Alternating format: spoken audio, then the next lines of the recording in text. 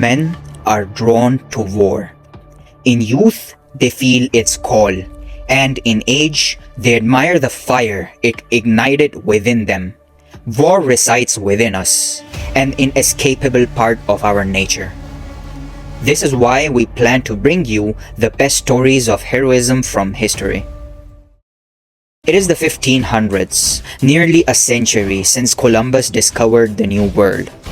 The discovery and eventual colonization of the Americas is one of the most fascinating chapters in history, as it directly shapes the modern world we know today.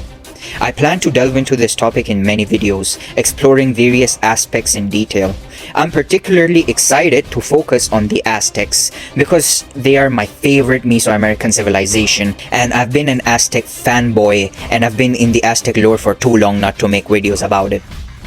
The Spanish looted, pillaged, massacred, raped, and subjugated the Native American civilizations, pushing many to the brink of extinction.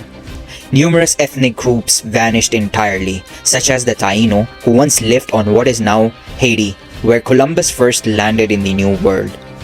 Columbus described the Taino as noble, peaceful, and possessing the best of character.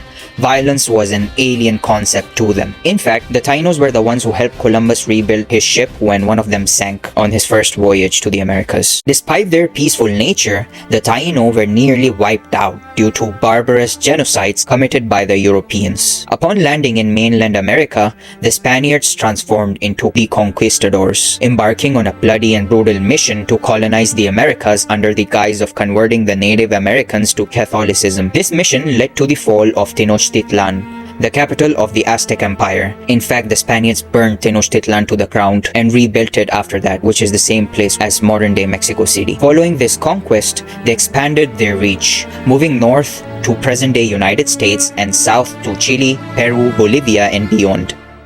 The Mapuche are a group of indigenous inhabitants of south-central Chile and southwestern Argentina, including parts of Patagonia. This collective term encompasses various groups sharing a common social, religious, and economic structure, as well as linguistic heritage as speakers of Mapudungun. The Arauco War was a 100-year conflict between the colonial Spaniards and the Mapuche people, predominantly fought in the Araucania region of Chile. Initially, the conflict arose in reaction to the Spanish conquerors' attempts to establish cities and force the Mapuche into servitude. Over time, it evolved into phases of drawn-out sieges, slave hunting expeditions, pillaging raids, punitive expeditions, and renewed Spanish attempts to reclaim lost territories. Abduction of women and war rape were common on both sides.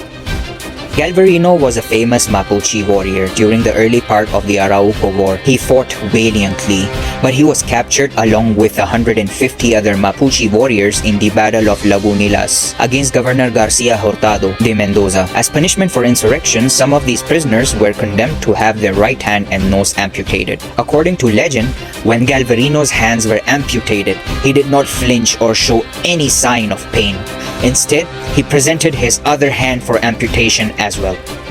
Galvarino and others were then released as a warning to the rest of the Mapuche. Mendoza sent Galvarino to inform General Cuauhtémoc, the war chief of the Mapuche, about the number and strength of the Spanish forces that had re-entered their land. This act was intended to instill fear in Cuauhtémoc and pressure him to submit without further conflict. When Galvarino returned to the Mapuche, he appeared before Cuauhtémoc and the Council of War, displaying his mutilations and crying out for justice.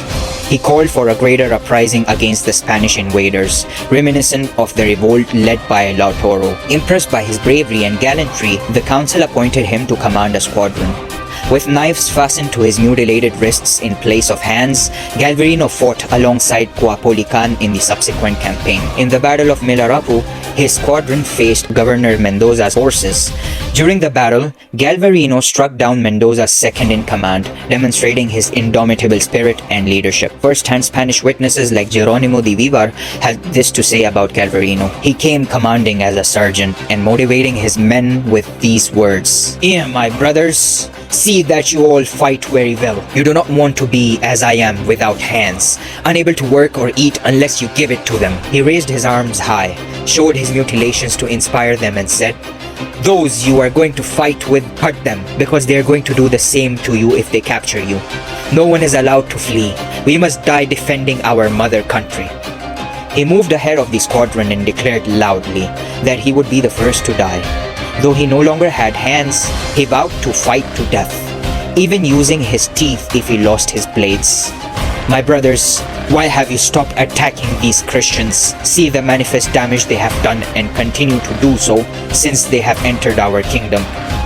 They will still do to you what they have done to me, cutting off your hands, unless you're diligent in wreaking destruction on these so injurious people for us and for our children and women. However, Mendoza's command broke Galvarino's division after an hour of combat and won the battle, killing 3,000 Mapuche and capturing more than 800, including Galvarino.